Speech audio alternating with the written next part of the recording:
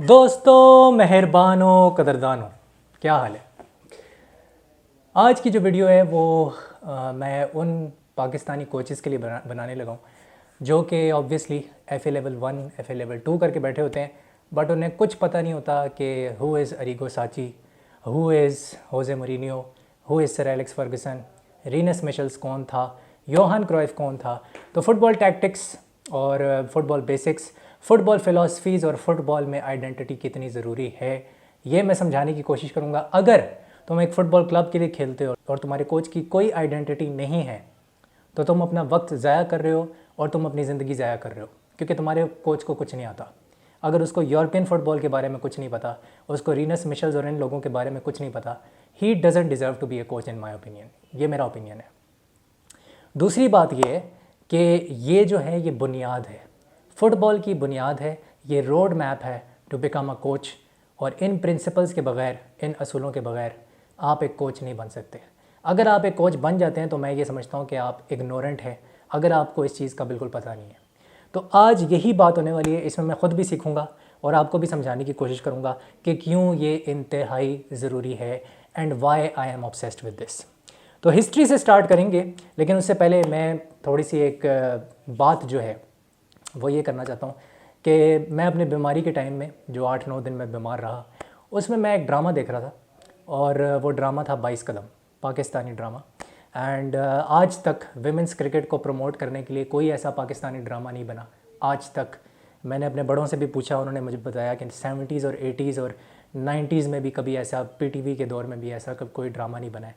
And जो women's cricket को जो है, विमेंस क्रिकेट को इस तरह से प्रमोट कर रहा हो और स्पोर्ट्स को प्रमोट कर रहा हो, तो इसकी कहानी कुछ ऐसी है कि एक लड़की होती है और उसका ख्वाब होता है कि वो पाकिस्तान की जो विमेंस क्रिकेट टीम है उसके लिए खेलना चाहती है और उसके लिए वो हर रोज़ एक ख्वाब देखती है। और एक लड़का होता है जिसको दिल का मसला होता है, उसका जो दिल है उसकी, उसको बीमारी होती है और वो भी पाकिस्तान टीम के लिए खेलना चाहता है और वो पीएसएल में भी खेल चुका होता है, फर्स्ट क्लास क्रिकेटर भी होता है। तो वो भी रोज़ ख्वाब देखता है कि मैंने पाकिस्तान टीम के लिए खेलना है। तो ये ड्रामा जो है ये पैशन और पर्पस के ऊपर है, बेसिकली पैशन एंड पर्पस। तो इसमें सिखाया ये जाता है कि अगर तुम्हारा ज़िंदगी में कोई पैशन और पर्पस नहीं है तो तुम ज़िंदगी जी नहीं रहे हो, तुम ज़िंदगी काट रहे हो। और मेरा भी एक ही ख्वाब है जो कि मैं पिछले 6 महीने से देख रहा हूँ लगातार हर रोज़, क्योंकि ये इसलिए मेरे लिए रिलेटेबल था ये ड्रामा। मैं हर रोज़ ये ख्वाब देखता हूँ कि अक्टूबर में हम वर्ल्ड कप का जो राउंड 1 है क्वालिफायर्स का, वो पाकिस्तान फ़ुटबॉल टीम जो है वो पार कर जाएगी। हर रोज़ हर दिन मैं ये ख्वाब देख रहा हूँ, ऑब्सेशन की हद तक। तो इस मामले में मैं एक, वो कहते हैं ना कि एक पाकिस्तानी फ़ुटबॉल फ़ैन होने के लिए आपको थोड़ा सा पागल होना पड़ता है, a mad fan to become a Pakistan team football fan. तो ये मेरे लिए बड़ा रिलेटेबल था और पैशन और पर्पस जो सबसे बड़ा जो मैसेज मुझे स्ट्राइक किया वो ये था। But coming back to the topic, आज का टॉपिक जो कि ऑब्वियसली फ़ुटबॉल टैक्टिक्स, फ़िलासफ़ीज़ और आइडेंटिटीज़ पर है। सबसे पहले हम बात करेंगे कि 1925 में क्या हुआ। 1925 में ऐसा क्या हुआ कि जो सारी, जो हर किस्म की जो ऑल अक्रॉस द बोर्ड जो रूल्स हैं वो तब्दील हो गए और लोगों ने फॉर्मेशंस जो है प्रॉपर तरीके से स्टार्ट करना शुरू कर दी। पहले ऐसा होता था कि 1-2-7 की जो फॉर्मेशन थी, आप कह लो, वो पहले यूज़ होती थी। 1-1-8, 8 स्ट्राइकर्स जो है वो आगे घुसे हैं, उन्होंने लाइन बनाई हुई है, इस तरह होता था। क्योंकि ऑफ साइड रूल प्रॉपर नहीं था, कोई प्रॉपर लीग ने ना ऑफ साइड रूल नहीं किया होता। ऑफ साइड रूल जो है वो अभी हिस्ट्री में तीसरी बार प्रॉपर तरीके से चेंज होने वाला है और 1925 में ये चेंज हुआ था, 1990 में चेंज हुआ था और अब इस साल कह रहे हैं कि दोबारा से ये ऑफ साइड रूल बहुत ज़्यादा ड्रास्टिकली बदलने वाला है। तो इस पे जो है हम बात ज़रूर करेंगे, क्योंकि इससे जो है ना फ़िलासफ़ीज़ बदलती हैं, आइडेंटिटीज़ बदलती हैं और फंक्शंस जो है ना फ़ुटबॉल के वो बदल जाते हैं और मैनेजर्स भी अडाप्ट करना शुरू कर देते हैं। तो 1925 में ये रूल आया कि जो ऑफसाइड का जो ट्रैप का जो रूल था वो ये था कि जब एक स्ट्राइकर बॉल को रिसीव करेगा अपने टीममेट से जो कि असिस्ट प्रोवाइड करेगा, वो जब रिसीव करेगा तो उसके सामने एक डिफेंडर और एक गोलकीपर होना चाहिए। एक डिफेंडर और एक गोलकीपर उसके सामने होना चाहिए, इन लाइन नहीं। अभी तो ये रूल है ना, 1990 से वही रूल चलता हुआ आ रहा है 2023 तक, कि रूल ये है कि अभी तो आपको इन लाइन होना चाहिए। जब पीछे से बॉल पास हो रही है, बॉल रिलीज़ हो रही है, तो आपको इन लाइन होना चाहिए उस बॉल को रिसीव करने से पहले। ये रूल जा रहा है अभी ऑफ साइड का, और ये भी काफ़ी ठीक ठाक, मतलब इसमें गोल स्कोरिंग बहुत ज़्यादा बढ़ गई और गोल स्कोरिंग का XG बहुत ज़्यादा बढ़ गया जब 1990 में ये रूल चेंज हुआ था। बट उस वक्त गोल मारना बहुत मुश्किल था, क्योंकि वो कहते थे कि इन लाइन भी नहीं होना चाहिए डिफेंडर के साथ, डिफेंडर के पीछे होना चाहिए आपको, अगर आपने ऑफ साइड ट्रैप को तोड़ना है। तो उसके हिसाब से फिर फॉर्मेशंस बनना शुरू हुई। पहले क्या फॉर्मेशन आई थी, सबसे जो पहले फॉर्मेशन आई थी वो कुछ इस तरह की थी कि उसको कहते थे WM फॉर्मेशन। और ये 1930s में जो ऑस्ट्रिया की टीम थी उन्होंने बहुत ज़्यादा यूज़ की थी। और ऑस्ट्रिया की जो टीम थी वो WM फॉर्मेशन को यूज़ करती थी, और वो 2-3-5 को भी यूज़ करती थी। 2-3-5 मतलब 5 अटैकर्स इन द फ्रंट, और 2-3 का मतलब है कि 3 मिडफील्डर और 2 डिफेंडर। तो पहले ये एक फॉर्मेशन यूज़ होती थी, ये एक फ़िलासफ़ी और एक आइडेंटिटी के साथ ऑस्ट्रिया की टीम खेलती थी। और वो क्विक पासिंग मूवमेंट करके, तेज़ तेज़ पासिंग करके, जैसे आर्सेन वेंगर के टाइम करती थी, उस तरह ऑस्ट्रिया जो थी 1930s में इस तरह से खेलती थी। और उन्होंने टोटल उस डेकेड में, जो 30s का जो डेकेड था 1930s का, उसमें रेवोल्यूशनाइज किया फुटबॉल को प्रॉपर तरीके से। उसके बाद हम देखते हैं कि एक बहुत बड़ा ड्रास्टिक चेंज आया, और WM फॉर्मेशन जो थी वो यूज़ करना शुरू कर दी बहुत सी टीम्स ने। ऑस्ट्रिया ने भी शुरू की, जिसमें एक बॉक्स मिडफील्ड आपको नज़र आती होगी कि WM फॉर्मेशन जो है वो बॉक्स मिडफील्ड में, आपको वो बॉक्स मिडफील्ड नज़र आ रही है, जो कि आज भी यूज़ होती है। इवन पेप गार्डियोला इसको आज भी यूज़ करता है, और उसने एक सेंचुरी ओल्ड टैक्टिक को रिवाइव किया। तो WM फॉर्मेशन बोले तो 3 डिफेंडर, फिर 2 होल्डिंग मिडफील्डर्स, 2 डिफेंसिव मिडफील्डर्स, फिर 2 अटैकिंग मिडफील्डर्स, 2 मज़ेला जिनको मैं बोलता हूँ, मज़ेला टर्म यूज़ होती है इसके लिए, और 3 जो हैं वो फॉरवर्ड्स हैं, जिसमें से 2 विंगर्स हैं और 1 स्ट्राइकर है। तो इस तरह से एक बॉक्स मिडफील्ड है, और पीछे 3 डिफेंडर और आगे 3 फॉरवर्ड है। तो ये WM फॉर्मेशन होती थी उस मोमेंट एंड टाइम पे। तो ये 1930 से लेके 1950 तक ना ये फैशन था कि WM फॉर्मेशन यूज़ करो और मैचेस जो है आपके जीतने के चांसेस बहुत ज़्यादा बढ़ जाएंगे, क्योंकि इसमें आपको डिफेंसिव बैलेंस भी मिलता था, क्योंकि डिफेंस में 5 प्लेयर्स होते थे और अटैक में भी 5 प्लेयर्स होते थे। तो ये था। 1950 में फिर एक और ड्रास्टिक चेंज आया। 1950 में हुआ क्या, 1950 में ये हुआ कि हंगरी का और उसका मैच था इंग्लैंड का वर्ल्ड कप के अंदर। वर्ल्ड कप में हंगरी और इंग्लैंड का मैच चल रहा है। हंगरी ने बुरी तरह इंग्लैंड को हराया, और इंग्लैंड शॉक हो गया, क्योंकि इंग्लैंड ने तो फुटबॉल ईजाद की है। बहुत से लोग कहते हैं 1862 में या 1860s में नॉर्ट्स काउंटी जो थी वो सबसे पहली टीम थी जिसने फ़ुटबॉल प्रॉपर तरीके से खेलना शुरू किया। और कहते यही हैं कि फ़ुटबॉल को जो ईजाद किया है वो इंग्लैंड ने किया है, जैसे क्रिकेट उन्होंने ईजाद किया। तो इंग्लैंड शॉक हो गया पूरे तरीके से। और उसमें हुआ ये था कि हंगरी ने, इवन दो मैं आपको बताता चलूँ कि ऑस्ट्रिया ने सबसे पहले फॉल्स 1930s में यूज़ किया था, जो फॉल्स 9 का कॉन्सेप्ट होता है कि जो स्ट्राइकर होता है वो थोड़ा सा पीछे आके ड्रॉप इन करता है। तो उन्होंने ये WM फॉर्मेशन में वो कर चुके थे, लेकिन इन्होंने हल्का सा ट्वीक किया। ट्वीक ये था, ये जो हंगरी की टीम थी इन्होंने WW फॉर्मेशन यूज़ की। WW फॉर्मेशन यूज़ की, यानी कि आप कह लें कि 2 डिफेंडर और 3 जो थे वो होल्डिंग मिडफील्डर थे, जो 2 डिफेंडर्स को प्रोटेक्ट करते थे, और उसके बाद 2 अटैकिंग मिडफील्डर्स थे, और उसके बाद फिर 3 स्ट्राइकर हो जाते थे। तो ये WW फॉर्मेशन थी, और उसमें जो मेन सेंट्रल स्ट्राइकर था जो सबसे आगे होता था वो पीछे ड्रॉप इन करता था ताकि विंगर्स के लिए स्पेस बने और वो डायगोनल रन मारे। तो ये जो था ये ट्वीक हुआ, और इसने रेवोल्यूशनाइज कर दिया फिर से। और जो मेटा है, अब तुम कहोगे कि मेटा क्या होता है फ़ुटबॉल के अंदर। मेटा जो होता है फ़ुटबॉल के अंदर उसको बोलते हैं कि मोस्ट इफेक्टिव टैक्टिक्स अवेलेबल।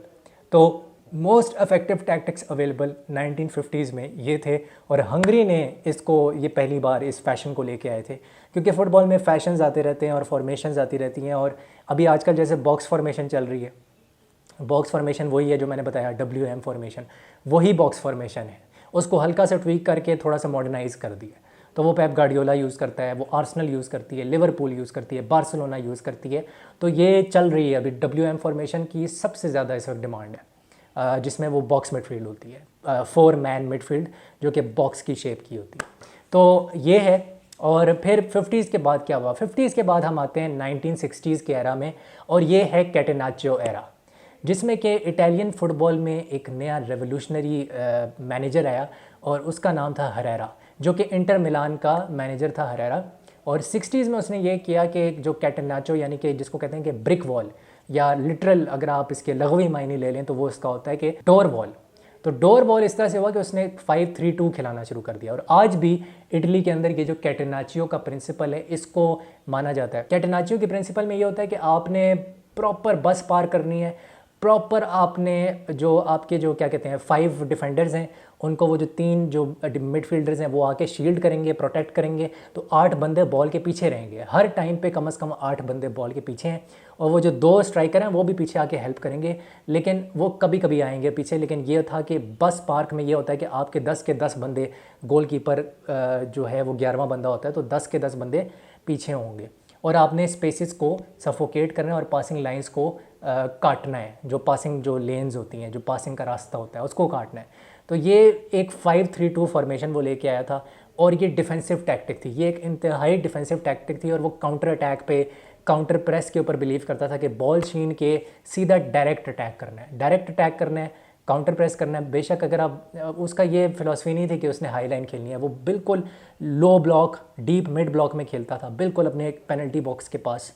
और ये हरेरा जो था उसका एक टैक्टिक था, लेकिन ये टैक्टिक फेल हुआ। 1967 में क्या हुआ कि जो यूरोपियन कप का फाइनल था उसमें सेल्टिक ने इंटर मिलान को, जो कि हरेरा की टीम थी, उसको हरा दिया 2-1।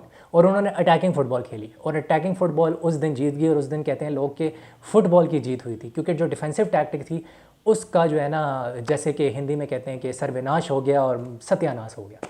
तो ये हुआ। और 1970 का फिर दौर आता है। आज भी अगर आप इटालियन फ़ुटबॉल देखो ना, तो उसमें जो कैटेनाचियो के प्रिंसिपल्स हैं वो काफ़ी इटालियन टीम्स जो हैं वो यूज़ करती हैं। इवन होजे मोरिनियो भी थोड़े से जो प्रिंसिपल्स हैं वो कैटेनाचियो की यूज़ करता है। जो पार्क द बस वाला प्रिंसिपल है ख़ास तौर पे, उसको वो काफ़ी ज़्यादा यूज़ करता है। और ये जो 3 मैन डिफेंस है उसको भी काफ़ी यूज़ करता है वो। 70s में ये होता है कि ब्राज़ील की जो फेमस टीम है, कहा जाता है कि 1970 का जो वर्ल्ड कप था उसमें जो ब्राज़ील की टीम थी वो the greatest of all time है। और वो जो फुटबॉल थी वो कमाल फुटबॉल थी। पहले उसमें हीरो था, वी ऑल नो दिस। तो उसमें था ये कि ब्राज़ील जो थी वो 4-2-4 की आइडेंटिटी और फिलॉसफी जो थी उनकी क्या थी, फॉर्मेशन की 4-4-2-2 था। अब इसका फिलॉसफी और आइडेंटिटी में प्रिंसिपल क्या था? प्रिंसिपल ये था कि आपके जो 2 फुल बैक्स हैं वो आगे जाके विंगर बन जाएंगे, ठीक है। और आपके जो 2 होल्डिंग मिडफील्डर्स हैं 4-2-4 के अंदर, जो 2 होल्डिंग मिडफील्डर हैं वो फुल बैक्स बन जाएंगे, वो पीछे आके राइट बैक और लेफ़्ट बैक बन जाएंगे। तो ये इस तरह से पर्सनल जो था वो चेंज हो जाता था, लेकिन स्ट्रक्चर मेंटेन करने की कोशिश की जाती थी। और 4-2-4 से कभी कभी ये लोग आप समझ लें कि 4-3-3 में चले जाते थे। तो वो एक फ्लूइड ट्रांजिशन होती थी कि फुल बैक्स आगे और होल्डिंग मिडफील्डर जो है वो फुल बैक वाली पोजीशन में आ गए। तो ये ब्राज़ील का मेन प्रिंसिपल था। वो स्ट्रक्चर पे इतना ज़्यादा ध्यान नहीं रखते थे जितना रीनस मिशेस रखता था, लेकिन उनको एक चीज़ पता थी कि हमने गोल कैसे मारना है और हमने हर वक्त जो हमारे 6 अटैकर्स हैं वो बॉक्स के अंदर घुसे होने चाहिए। तो इसीलिए उन्होंने काफ़ी गोल्स भी स्कोर किए ब्राज़ील ने इन 1970s, और काफ़ी फ्लूइड और अटैकिंग किस्म की फ़ुटबॉल खेली ब्राज़ील ने। और वो इसीलिए मानी जाती है आज भी।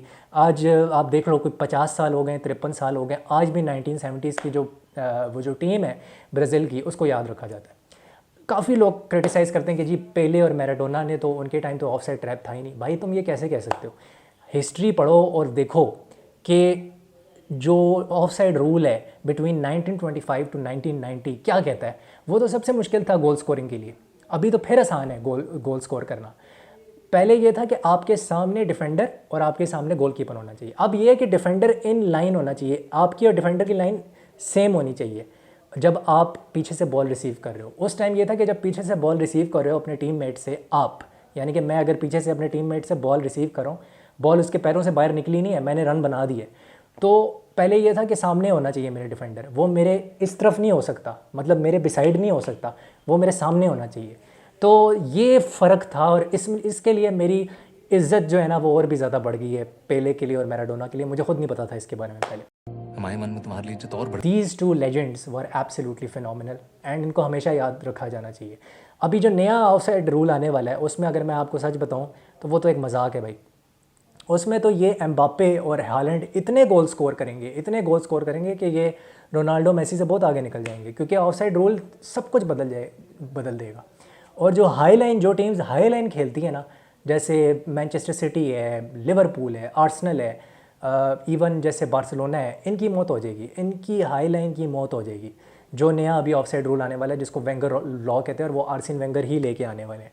तो ये है और देखते हैं कि इसमें क्या होता है। अब मैं आता हूँ जी मेन मुद्दे पे, जो कि रीनस मिशेल्स और योहान क्राइफ का एरा है, जो कि 1974 से शुरू होता है।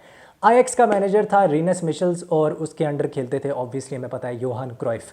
योहान क्राइफ पहले एक प्लेयर होते थे और उसके बाद वो फिर मैनेजर बने बार्सिलोना के। रीनस मिशेल्स इनके उस्ताद थे, यानी कि गुरु और शिष्य जैसे कहते हैं हिंदी में, उस तरह ये शागिर्द और उस्ताद थे। रीनस मिशेल्स वाज द उस्ताद और जो शागिर्द था वो योहान क्राइफ था। तो रीनस मिशेल्स का प्रिंसिपल क्या था? उसका असूल ये था कि पहले तो आपका पर्सनल बेशक चेंज हो जाए, लेकिन फ्लूइड मूवमेंट होनी चाहिए।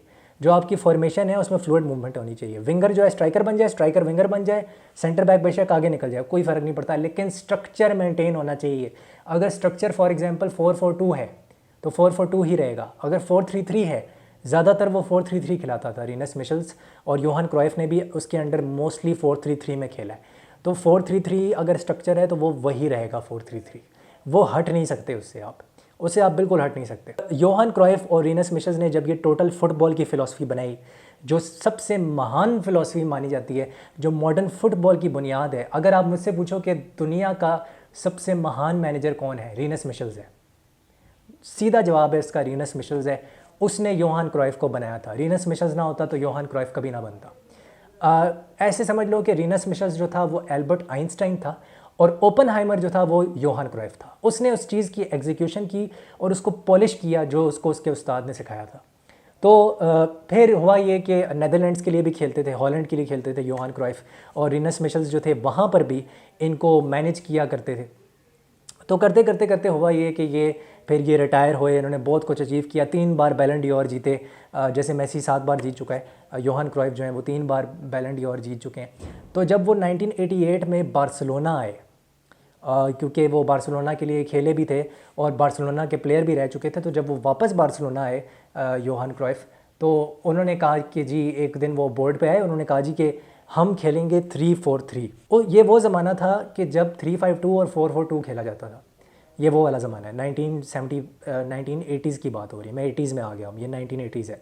1988 में ये ब्लैक बोर्ड पे यूसीबो, जो कि उस वक्त के एक मिडफील्डर हुआ करते थे बार्सिलोना के, वो कहते हैं कि हम हैरान और परेशान हो गए कि क्या ये बंदा पागल है। और फिर वो कहते थे कि ये जो है ये चाहता है कि हम डायमंड मिडफील्ड के साथ खेलें। योहान क्राइफ को डायमंड मिडफील्ड चाहिए थी और आगे 3 अटैकर्स चाहिए थे, जिसमें 2 विंगर्स होते और 1 स्ट्राइकर होता। एक प्रिंसिपल ये था योहान क्राइफ का, जिसको पेप गार्डियोला ने और आगे जाके पॉलिश कर दिया। वो ये था कि हॉरिजॉन्टली 3 बंदों से ज़्यादा हॉरिजॉन्टली कोई प्लेयर इस फिलॉसफी के अंदर नहीं रह सकता। जोन्स की बात कर रहा हूँ, क्योंकि फुटबॉल की पिच के ऊपर 18 जोन्स होते हैं, तो जोन्स में 3 बंदों से ज़्यादा, ये योहान क्राइफ की फ़िलॉसफी का एक बहुत बड़ा और रीनस मिशेल्स की फ़िलॉसफी का बहुत बड़ा एक जुज़ है, एक बहुत बड़ा प्रिंसिपल है कि हॉरिजॉन्टली 3 बंदों से ज़्यादा प्लेयर्स नहीं हो सकते। और वर्टिकली मतलब ऐसे ऊपर वाली सीध में 2 बंदों से ज़्यादा कोई भी प्लेयर नहीं हो सकता। अगर उस सीध में आप देखो तो 2 बंदों से ज़्यादा, जो 4-3-3 की फॉर्मेशन में भी आप देखो, 2 बंदों से ज़्यादा आपको कोई भी वर्टिकल लाइंस में, क्योंकि 5 वर्टिकल लाइंस होती हैं पिच के ऊपर, तो उन 5 वर्टिकल लाइंस में जिसमें वाइड स्पेसेस होते हैं और हाफ स्पेस होता है और सेंट्रल स्पेस होता है, उसमें वो जो 2 बंदे हैं उससे ज़्यादा नहीं हो सकता। ये पेप गार्डियोला इसको यूज़ करता है अपने ट्रेनिंग सेशंस के अंदर। इस फिलॉसफी को, इस आइडेंटिटी को यूज़ करता है पेप गार्डियोला अपने ट्रेनिंग सेशन में। और ये जो प्रिंसिपल है ये बहुत इंपॉर्टेंट है उसकी ट्रेनिंग सेशन का, जिसमें वो रोंडो करता है टिकी टाका के लिए। पहले बहुत ज़्यादा करता था, अभी थोड़ा कम कर दिया है, बट वो प्रिंसिपल वही है। तो ये जो 5 प्रिंसिपल्स जो मैं अभी तुम्हें दिखाने वाला हूँ ना, ये जो 5 प्रिंसिपल्स हैं, ये योहान क्राइफ और रीनस मिशेल्स की किताब के मेन प्रिंसिपल्स हैं 5, जिसको हर एक मैनेजर मॉडर्न फुटबॉल में यूज़ करता है। और पाकिस्तान के कोच शहजाद अनवर भी इसी को यूज़ करना चाहते हैं, लेकिन उनके पास टेक्निकल प्लेयर्स ही नहीं है। मेरा नाम है शायान उबैद अलेक्जेंडर, और अगर आपको ये वीडियो पसंद आई है तो लाइक करें, शेयर करें और सब्सक्राइब करें। I will see you soon. हस्ता ला विस्ता।